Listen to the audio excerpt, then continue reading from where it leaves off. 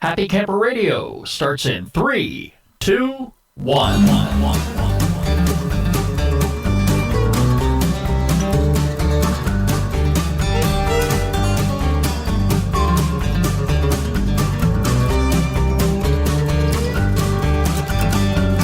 It's that time once again, folks. Crank up them speakers. This is the Happy Camper Radio Show. I'm Skip. I am the Happy Camper. And here I am to do my best to make a happy camper out of you. It's episode 110, and on today's show, we're going to be talking with one of our listeners from Ontario, Canada, who called the show this past week, and he is going to talk to us about camping and bicycling in Ontario.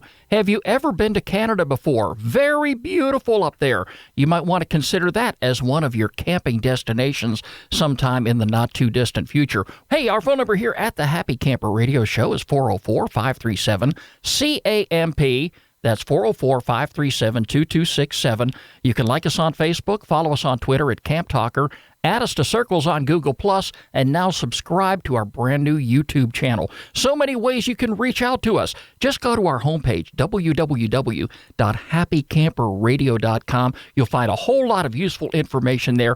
Right now, I want to go over to our shout-out window. We have a lot of folks that signed on this past week, and we want to take some time to recognize them. First of all, to Melinda Meadows-Thomas, Joel Sternad of Billings, Montana, Philip Law of Louisville, Kentucky, Christina Grimes of Central Islip, New York. There you like us on Facebook.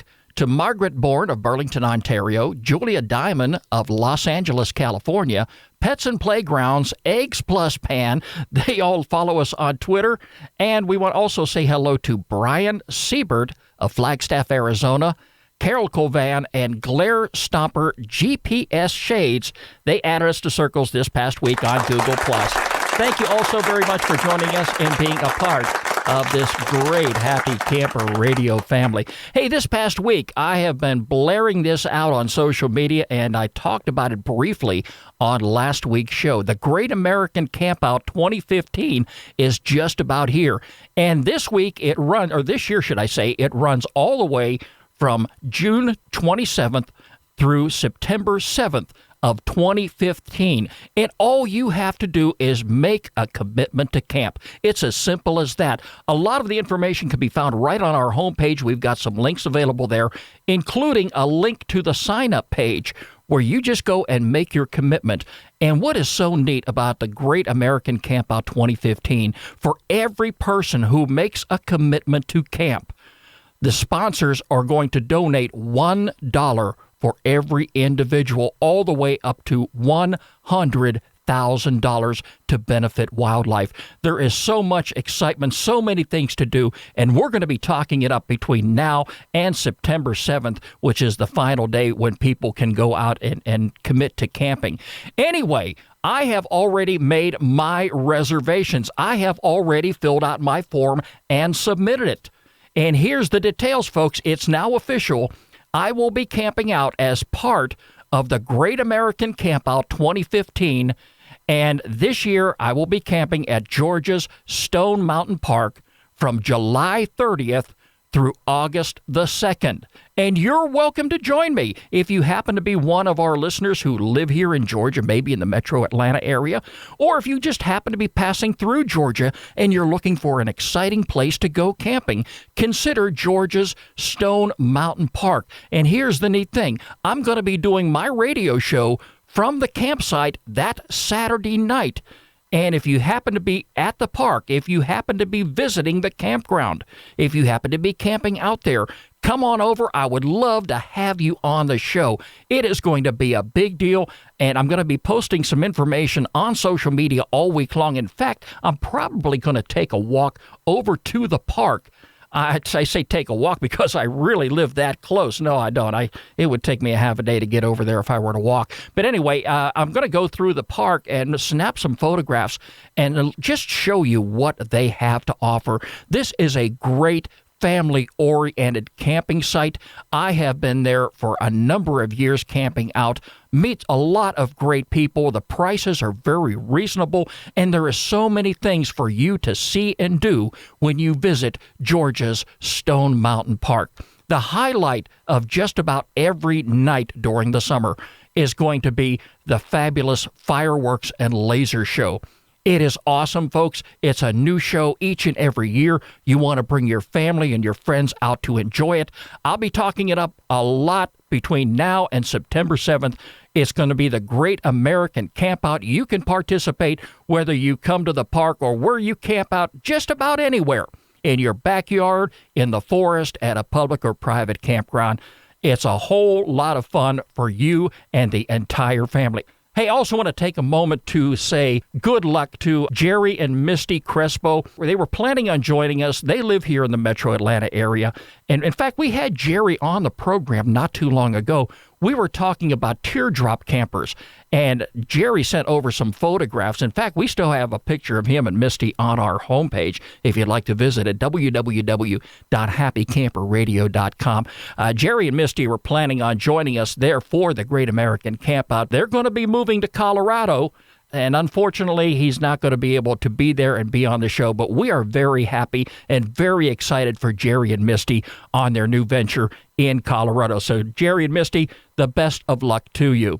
Hey, on this week's show, like I talked about, we have one of our listeners from Ontario, Canada. His name is Stephen Cruson, and he's going to talk to us today on bicycling and camping in Ontario. We spoke to him this past week. Let's go to the phones right now. We are so delighted to have on the Happy Camper Radio Show with us today Stephen Cruson from Ontario, Canada. Stephen, welcome to the program. Well, thank you, Skip. It's a pleasure to be with you this afternoon. And I have followed you and listening to your podcast and your social media updates for several months now, and have just enjoyed the material that you've provided. Incredibly practical. And so it's a pleasure, again, to speak with you this afternoon. It is a miracle for some reason, and I never expected this to happen, but there are so many listeners in the Ontario area that have connected with the program. I am really excited about that. I think it's just one of those things. We are so close to, we've got the Great Lakes that we tie into, from Lake Ontario, Lake Huron, Lake Michigan, and so on. There is so much nature and opportunities to camp just within the province of Ontario. And I have opportunity to work with an organization called Camping in Ontario, private campground organization. And there are 430 private campgrounds that are part of that. So that's just the private end of things. Let alone the provincial parks. Provincial parks would be much like your state parks in the U.S. And that's one of the neat things about camping, because it really doesn't matter in this world where you live, whether it be here in the States, in Canada, Australia, it doesn't matter. Camping is something that people do that they have a passion for. And either you love camping or you don't. And I just can't get enough of it. And I think that's quite obvious by this show. And I couldn't agree more. And I think in this day and age where people are so stretched financially, they're looking for particular options to be able to economically go somewhere with their families and get away from, as you keep pointing out, not showing up at the campgrounds with your electronic devices, but setting them aside, enjoying that campground and enjoying those marshmallows, those s'mores. And that's one of the things about the Great American Campout 2015, and we've promoted these programs for the longest time now, for the past 3 years, as long as we've been running the show.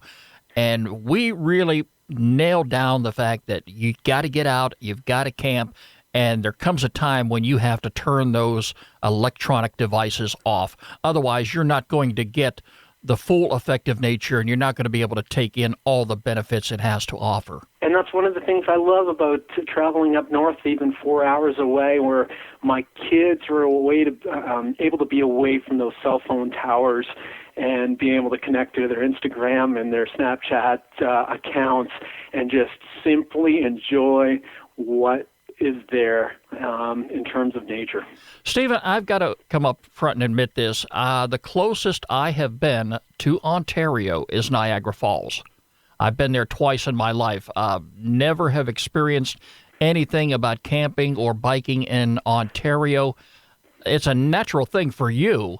So tell us a little bit about what camping and biking is like in Ontario. Well, the majority of the cycling in Ontario that I've done, I have not been the person that has loaded up my bike and traveled to particular campgrounds.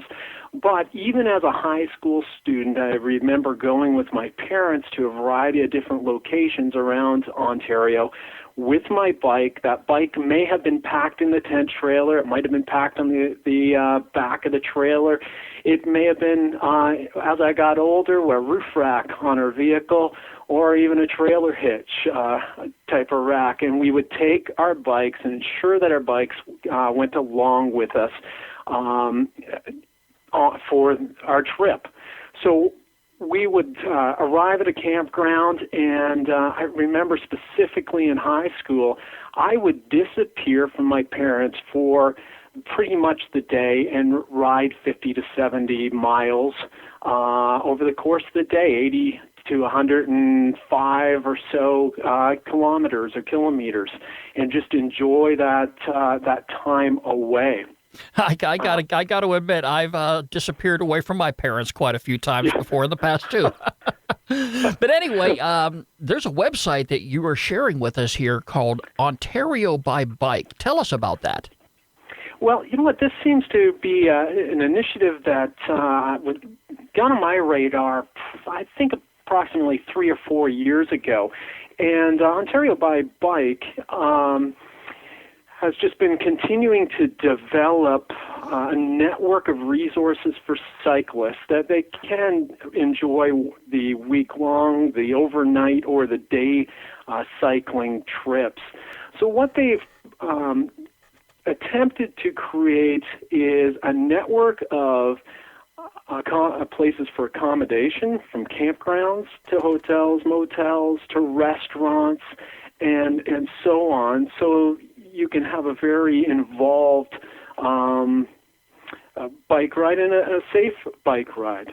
And some people do take the bare basics with them when they go bicycling, and they decide that they're going to spend the night somewhere at a campground or just about anywhere. And one of the neat things I've noticed on this website, and incidentally, for any of our listeners that want to take a look at Ontario by Bike, we're going to have a link on our website at happycamperradio.com. Just go to Skip's Corner and click on the link section, and you'll find it right there. But the neat thing about Ontario by Bike is they have a certification criteria for campgrounds. So in other words, if people are out biking and they plan to go to a campground and spend the night, in order to get certified by this organization, there are certain criterias that individual campground has to meet. And there's a whole list of them on there. And it makes perfect sense from a camper's perspective. When you look at all the things that they require a campground to be certified, this is definitely something that I would expect anytime I decide I'm going to stop somewhere for the night and go camping to make my accommodations a little more comfortable. In my opinion, when I looked at this list, there's a minimum requirements list and an additional suggested additional services list. But that minimum requirements list, many of the items would also go well for the backpacker or the hiker that drops into a campground. And a little side note, Skip, we have a trail that actually leaves Niagara Falls and follows what we call the Niagara Escarpment for, I think, close to 400 kilometers. Wow. And which would be about 250 miles.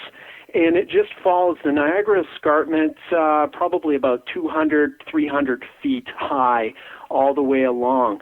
And so back to this list, I'm looking at the first item that indicates separate zone for guests with tents, preferably a grassed area that's flat and smooth.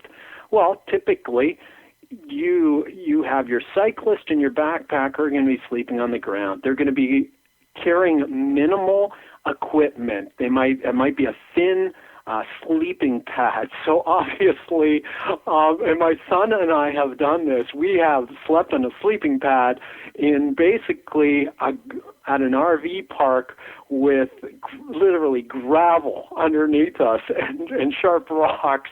In fact, it's definitely a memory maker. It just was not our favorite location to actually be staying. So, and I can imagine here that based upon the certification for these campgrounds here, there are a lot of folks who do go bicycling and do go camping.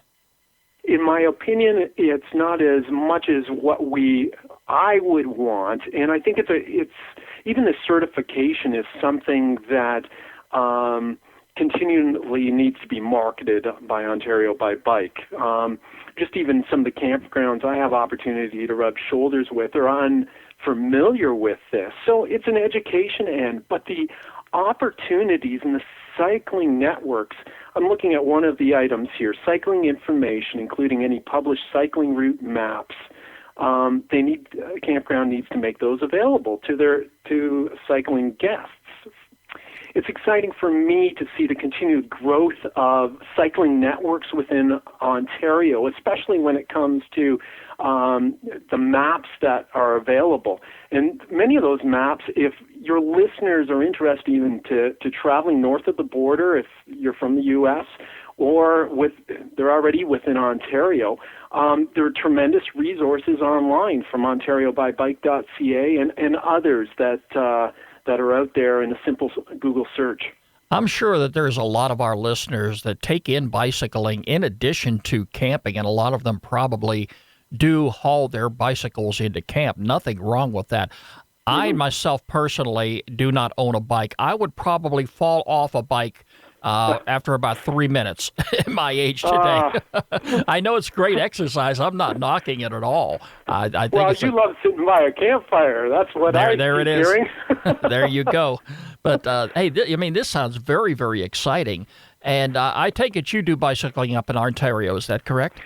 I do, and within my local area, but even when we are able to go, we have some favorite spots. It's a peninsula between one of the Great Lakes and Georgian Bay, and there's 3 campgrounds up there that we have, and the cycling is phenomenal. And the fact that they're quiet roads, and one of my favorites is leaving my brother-in-law's campground, and it's a 40K drive to a lighthouse. And you see the bear signs. You see a lot of wildlife, the birds, so much beauty. You're able to just take it in and enjoy it. And that's the really wonderful part about camping, whether you're bicycling or you're hiking or doing whatever, is wildlife viewing. You can't get enough of that. I don't care who you are. I enjoy it to the max. You are so right.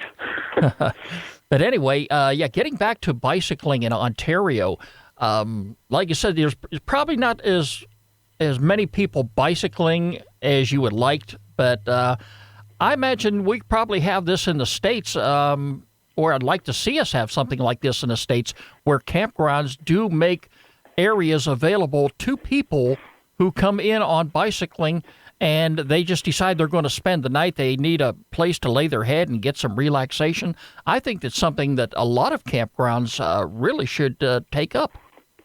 I couldn't agree more. In fact, that list is so simple with the basic necessities, and I encourage those that own campgrounds that are listening to your podcast on a weekly basis to, again, take a look at that OntarioByBike.ca website and check out the checklist.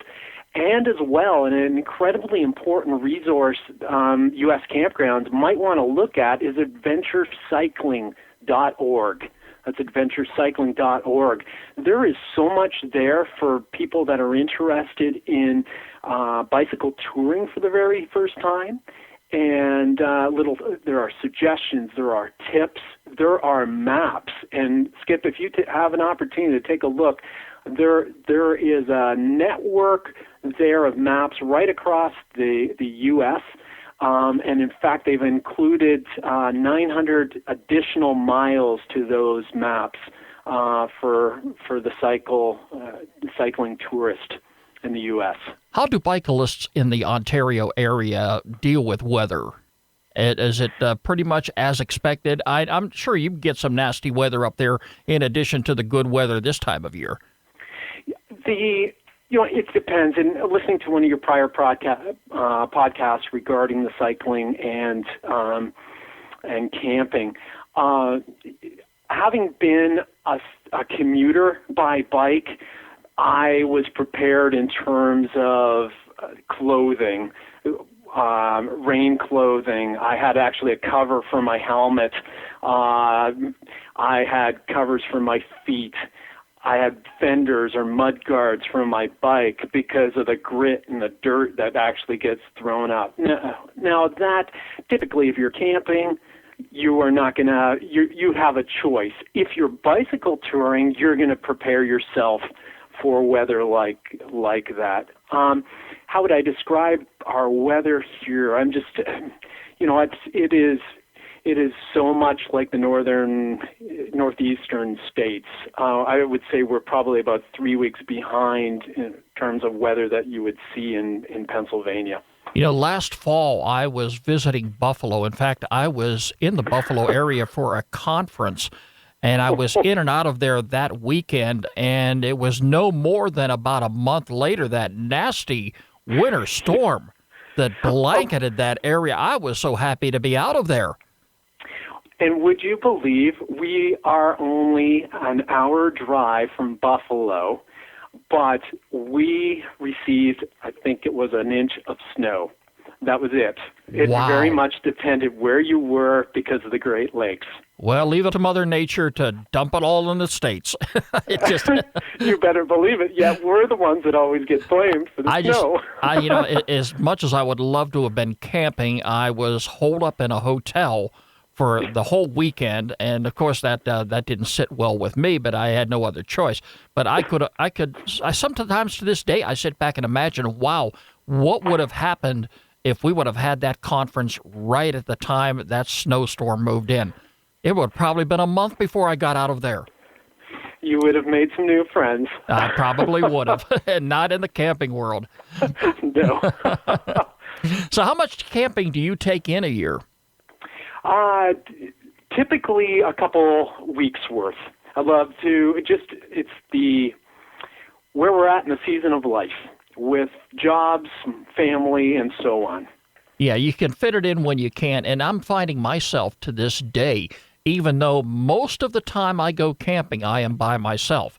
And I always make it a point to visit a campground where I'm going to be around people, where I get the opportunity to meet people, because that's a very important part of my life too. And you can't go wrong with meeting people while you are camping. Some of the nicest people in the world you're going to meet out there at a campground. And I would agree. Just the opportunities I've had in terms of my work to connect with so many. And then when I look at my own kids, 19, 16, 14, and 7, I have a 14-year-old who will be working in a campground for over 2 months over the course of the summer. Our kids are often asking, when are we going camping? That's where they want to be. They love being outside and, again, away from the distractions. There's just so much to do. I remember growing up as a kid, and I did a lot of camping myself, and I just couldn't get enough of it. And really, it's exactly what inspired this program that you're listening to right now, is the Happy Camper Radio Show. And, and I really am so happy that we are getting more and more people on board from not only here in the States, but all across the country, who are listening each and every week, because camping is a part of their life. Whether they take it in a couple times a year, or it's just one of those things that any opportunity they get, they just load the gear and they head on out. It would be nice to be able to get on a bicycle and just take some of the bare basics with you. But for myself personally, I load the back of the truck up and it is fully loaded wherever I go. So, I make sure that when I'm there, I have everything I need. One of the things I don't like doing, and this is something I talk about all the time, once I get settled in, that's where I want to stay. I don't want to have to be running out because I forgot this and I forgot that. And I have been around a lot of campers, a lot of friends of mine who are that way. They're always leaving something behind, and either they're going out to buy it or they're coming to me to borrow it. One of the two. It works out that way, though. And for myself, I would echo a lot of that. The only time I like to leave a campground is if I'm on my bike. Okay, well, speaking of the bicycles, anything else that you would like to add about biking in Ontario that you think would be beneficial to our listeners? I think whether it's Ontario or otherwise, visibility when you're on a bike is incredibly important. And one of the greatest tools I've found is a bike light that from a company called Night Rider, and it's a 650 lumen light, which functions great as a bike light and great as a flashlight, as you got to find your way to the local washroom at your campground. Yeah, and one of the other things, too, I want to point out is when you visit the website Ontario by Bike, you can sign up for their newsletter, and it allows you to stay up to date on the latest cycling routes, experiences, and bicycle-friendly businesses in the Ontario area. Ontario sounds very beautiful. I'd like to visit there sometime, and definitely, Stephen, I will look you up if I ever get up that way, whether I bring a bicycle or not. Camping sounds just absolutely fabulous, and I understand the countryside is just beautiful. A lot of our listeners, I'm sure, like to venture out and like to go places. And for those folks who are listening to us right now in the northeastern part of the state, you heard it from Stephen. Once you cross the border to Niagara Falls, you're about an hour or so away to Ontario. Definitely check it out and do your research online and be able to find some of these places where you can go camping. Stephen, I want to take this opportunity to thank you for calling the show today. It's a great pleasure to have you on, and more so a great pleasure to have you a listener and being a part of the Happy Camper Rodeo experience. Well, it's been a pleasure, Skip, and I thank you for the opportunity of just connecting with you, and I thank you for the resources that you provide to campers and those in the camping industry, from owners to others. You're a tremendous resource, and all the best as you continue to grow this program. It's my pleasure, Stephen. Thank you so much for calling the show. You're so welcome. Wow. I never realized that Ontario was so close to Niagara Falls. And I had been to Niagara Falls a couple times already. It's very beautiful up there, and it's a great camping destination. I don't think I'm ever going to be visiting on a bicycle anytime soon. But hey, as long as my truck is moving and it's got four wheels on it and I can transport my camping gear, well, I can go just about anywhere. But in the years ahead, closer as I get to retirement, it may be one of those destinations I may consider. Hey, also this week, we heard from another one of our listeners, David Clark, and he writes, I would like to nominate one of my favorite campgrounds to be on your show. Harrison Lake State Park Campground is one of the nicest campgrounds I've been able to enjoy. It's a very nice place with fun for all ages. I camp here at least once a year and plan it when my children and grandchildren can join me. I love the show. David, you got it. Our featured campground of the week.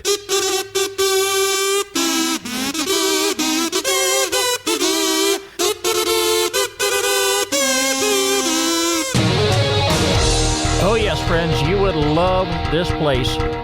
It's located in Ohio. It's Harrison Lake State Park.